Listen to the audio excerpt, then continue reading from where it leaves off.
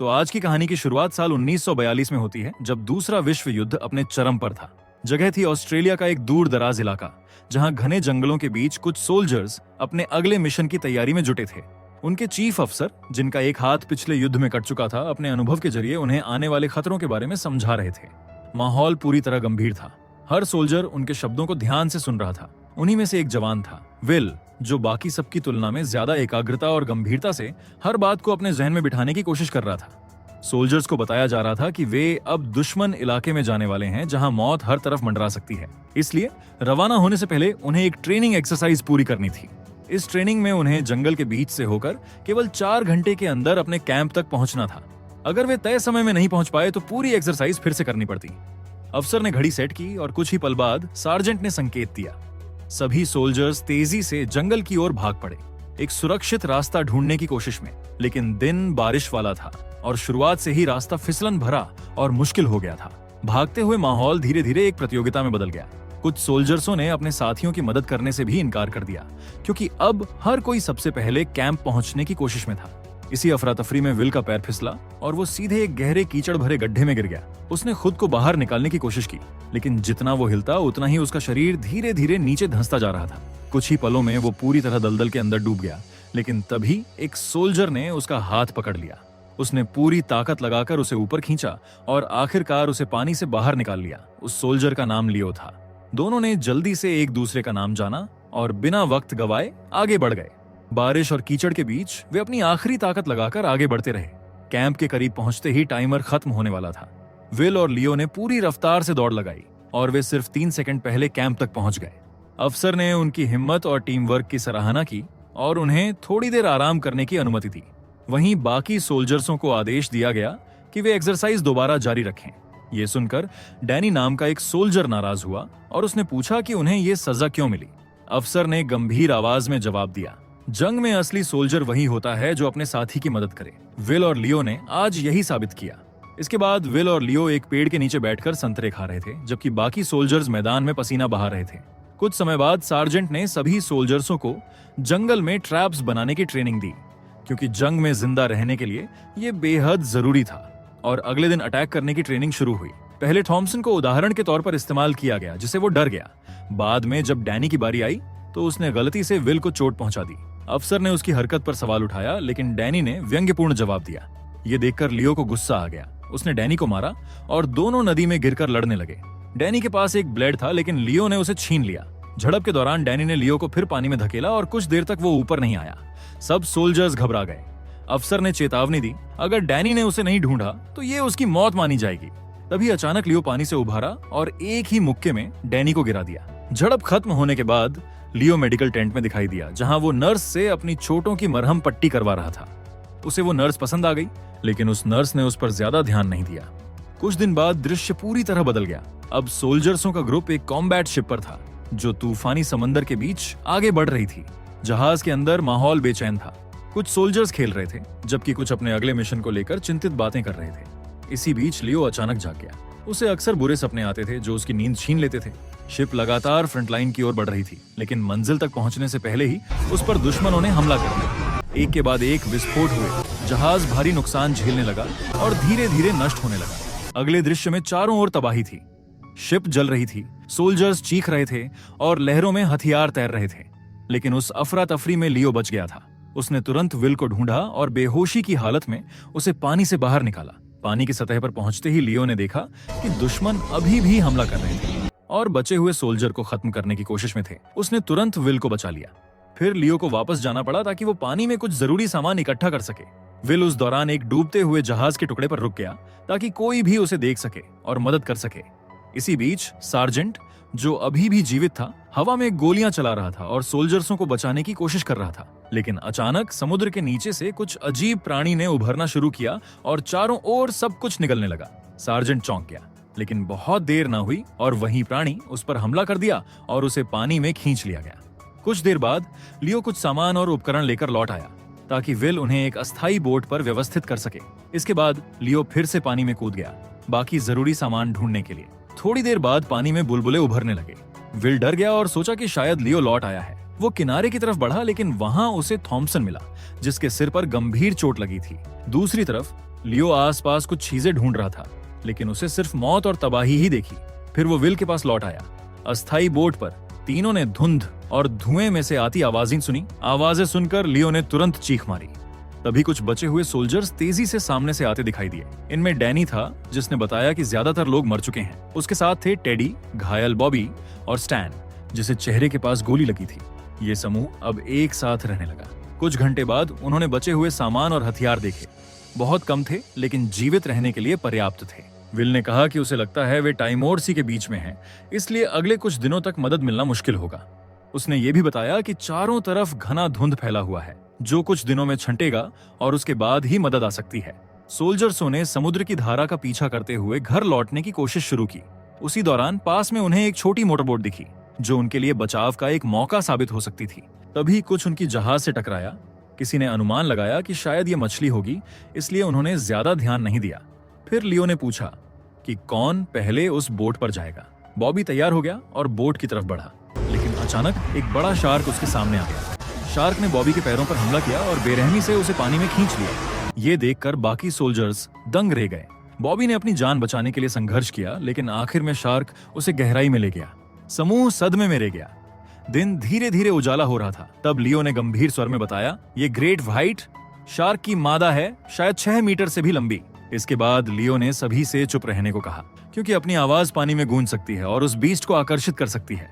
उसने उन्हें शार्क से बचने के तरीके भी बताए, जिससे सभी को उसके ज्ञान और अनुभव की जिज्ञासा हुई। फिर दृश्य बदलता है और हम देखते हैं कि लियो को बचपन का एक खतरनाक पल याद आता है। वो अपने भाई के साथ खुले समुद्र में सैलिंग करने गया था। डाइविंग के दौरान एक ग्रेट व्हाइट शार्क ने हमला किया और उस हादसे में उसका भाई मारा गया। कुछ समय बाद सब सोल्जर्स चुपचाप बैठे थे, थके हुए और डरे हुए। तभी अचानक किसी ने स्टैन की चादर खींची और वो सीधे पानी में गिर गया।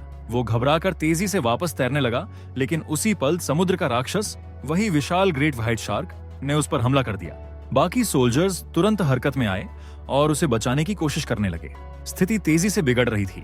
लियो ने तुरंत आदेश दिया कि ग्रेनेड फेंका जाए। विल ने निशाना लगाकर एक ग्रेनेड फेंका और धमाके की तेज आवाज से शार्क कुछ दूरी तक पीछे हट गया, लेकिन तब तक बहुत देर हो चुकी थी। शार्क ने स्टैन का एक पैर नोच लिया था। साथ ही सोल्जर्सों ने तुरंत उसके घाव पर कपड़ा बांधा ताकि खून बहना रुक सके, मगर उसकी हालत बेहद नाजुक थी और सभी जानते थे उसके पास अब ज्यादा वक्त नहीं बचा था। और वही पास ही वो विशाल ग्रेट व्हाइट शार्क अब भी चक्कर लगा रही थी, जैसे अगले मौके का इंतजार कर रही हो। खैर, कई घंटे बाद रात हो गई। अंधेरा और सन्नाटा उनके डर को और बढ़ा रहा था। सबको लगने लगा कि अगर वे जल्द उस मोटर बोट तक नहीं पहुंचे तो उनकी मौत तय है। तभी लियो ने चुप्पी तोड़ी। उसने कुछ सामान इकट्ठा किया और कहा कि वो अकेले जाएगा। उसने कुछ खाली डिब्बों को अपने चारों ओर बांधा ताकि वे तैरने में मदद करें, और फिर धीरे धीरे पानी में उतर गया। नीचे मौत मंडरा रही थी, लेकिन उसे रुकना नहीं था। लियो तेजी से आगे बढ़ा। तभी गहराई में हलचल हुई। वही ग्रेट व्हाइट शार्क वापस आ चुकी थी। शार्क ने उस पर झपट्टा मारा, लेकिन तभी किनारे पर मौजूद सोल्जर्सों ने गोलियां चलानी शुरू कर दी। गोलियों की आवाज से शार्क कुछ पल के लिए नीचे चला गया। मौका देखकर लियो ने पूरी ताकत लगाई और बोट तक पहुंच गया। उसने रस्सी बांधी और बाकी सोल्जर्स उसे खींचने लगे, लेकिन तभी लियो ने देखा कि शार्क फिर से उसकी ओर बढ़ रही थी। ये देखकर उसने बिना वक्त गंवाए अपने पास रखा ग्रेनेड निकाला और पूरी ताकत से उस शार्क की तरफ फेंक दिया। धमाके से समुद्र की लहरें उठी और चारों तरफ धुआं फैल गया। जब सब शांत हुआ, शार्क गायब थी। लियो ने राहत की सांस ली।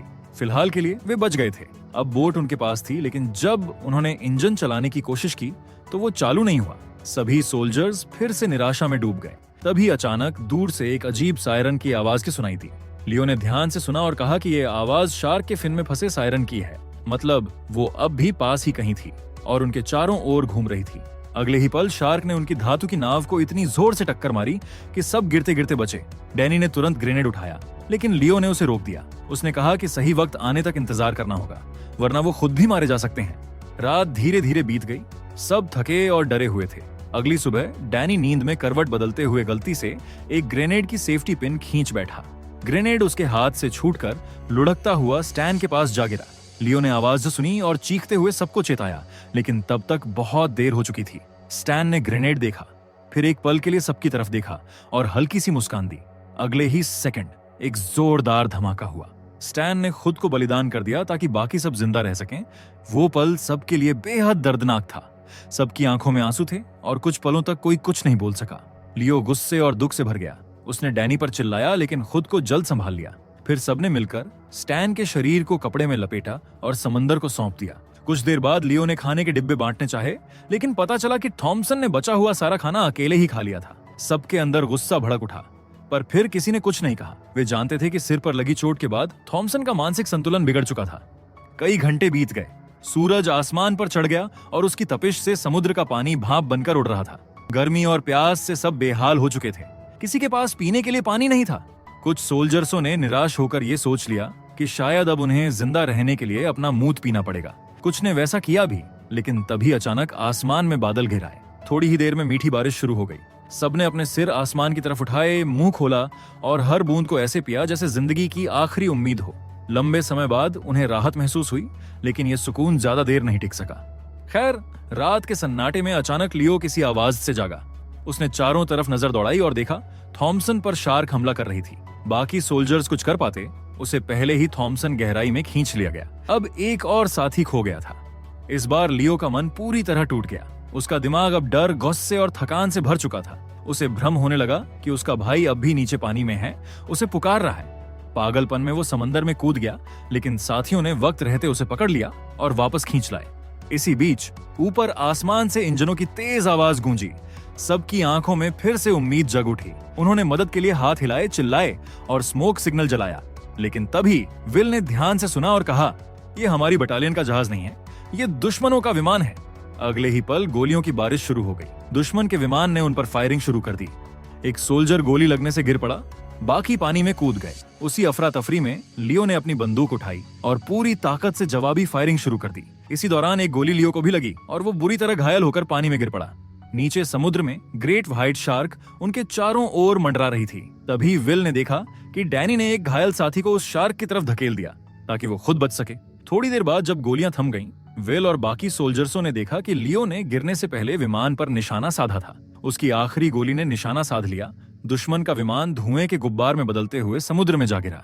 लियो मुश्किल से बचा, लेकिन जब उसने होश संभाला और अपने घायल साथी के बारे में पूछा तो विल ने उसे सच्चाई बताई कि डैनी ने अपनी जान बचाने के लिए अपने ही घायल साथी को शार्क के सामने धकेल दिया था। ये सुनकर लियो का खून खौल उठा। गुस्से में उसने डैनी का कॉलर पकड़ लिया और दोनों के बीच जोरदार झगड़ा शुरू हो गया। हालात बिगड़ते गए और लियो ने गुस्से में उसे पानी की तरफ धक्का दे दिया और उसी क्षण पास मंडराती हुई वही विशाल शार्क उस पर टूट पड़ी। साथियों ने पूरी ताकत लगाकर डैनी को बचा लिया, लेकिन वो अब बुरी तरह घायल हो गया था। डैनी अब पस्त और पछतावे में था। कांपती आवाज में उसने कहा, मुझे डर लग रहा है, मैं मरना नहीं चाहता। लियो और डैनी कुछ देर चुपचाप बैठे रहे और बातचीत करने लगे। अगर वे जिंदा रह गए तो आगे क्या करेंगे, कैसे बचकर लौटेंगे। तभी विल ने धुंध के बीच किसी परछाई को उभरते देखा। वो उठकर और ध्यान से देखने लगा। परछाई एक दुश्मन सोल्जर्स की थी, हाथ में कटाना लिए, और वो डूबे हुए विमान के पंख पर खड़ा था। दोनों साथी एक साथ चिल्लाए, विल, ग्रेनेड फेंको, ये दुश्मन है। लेकिन जब विल ने करीब से देखा तो उसने पाया कि दुश्मन सोल्जर्स हाथ उठाकर सरेंडर कर रहा था। उसने लियो से कहा कि शायद वो रुक गया है, लेकिन तभी दुश्मन अचानक उन पर हमला कर दिया। लियो और विल ने तुरंत उसका सामना किया। विल कोशिश करता रहा, लेकिन वो कमजोर था।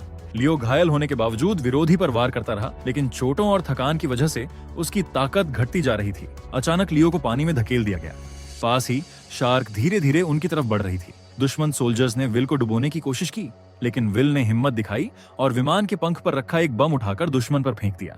बम वहीं डैनी के पास गिर गया। लड़ाई के बीच लियो और विल ने दुश्मन को घेर लिया। दुश्मन बम पकड़ने की कोशिश कर रहा था, लेकिन डैनी ने अपने जीवन का बलिदान दे दिया। उसने दुश्मन के पैर पकड़े और बम की पिन खींच दी, जिसे दोनों मारे गए। अब केवल 2 जीवित बचे थे, लियो और विल। उन्होंने तुरंत सहायता वाली नाव की ओर बढ़ना शुरू किया ताकि शार्क उन्हें पकड़ने से पहले सुरक्षित वहां पहुंच सकें। कुछ ही मिनटों में धुंध छंट गई और उनकी नाव दिखाई देने लगी, लेकिन ढूंढने वालों को उन्हें ढूंढने में कई दिन लग सकते थे। तभी विल ने एक टूल बॉक्स और ड्रिफ्ट देखा और उसने इंजन ठीक करने की प्लान बनाई। लेकिन लियो जानता था कि जब तक शार्क जीवित है, उनका यहाँ से बचना मुश्किल है। इसलिए उसने आखिरी ग्रेनेड उठाया और समुद्र में कूद गया। सामने वही ग्रेट व्हाइट शार्क थी। लियो ने डर को दरकिनार किया और ग्रेनेड की पिन खींच दी। फिर शार्क को खुद पर हमला करने के लिए मजबूर किया। शार्क ने उस पर हमला किया और उसका हाथ निगल लिया। कुछ ही सेकंड में ग्रेनेड फट गया और धमाके से शार्क नष्ट हो गया।